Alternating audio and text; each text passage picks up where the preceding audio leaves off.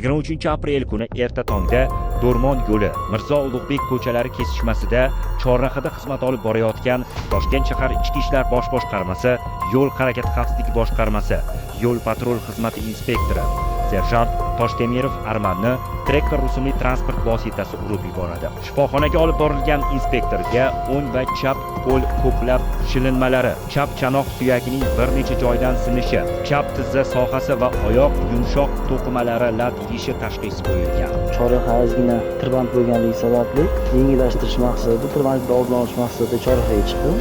O'zimga qulay joyni tanlab, Chorraha markazida. Bilmayman, 4-qatordan keldim, 3-qatordan keldim, ish qilib traktor rusumli avtomobil urildi.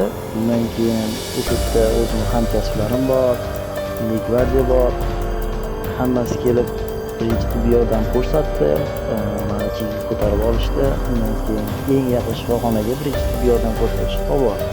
O'z xizmat vazifasini sidqidildan bajaraman, xalqimga xizmat qilaman degan xodim bir haydovchining ehtiyotsizligi, yo'l harakati qoidalarini buzishi evaziga bugun to'shakda yotibdi. Albatta yaxshi bo'laman, ishim o'zimga yoqadi, o'sha ishga kasbga o'zimga tanlaganman. Xudo xolasa men sog'ayib ketsam, o'sha ishimni yana davom ettiraman. Vatanimga xizmat qilib, sadoqatdan ishlashga qasamyod qilganmiz.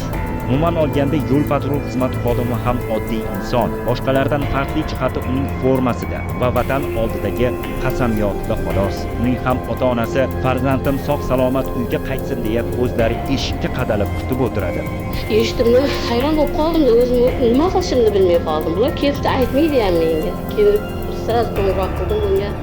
Yaxshi deb dadasi sanaqa qilgandan keyin o'zimni ko'rib xursand bo'ldim, Xudoga shukr. Ko'rganim shu bo'lsin. Yoshini ko'rib Salom qaytdi. Keyin kutib o'tiramiz hozirda.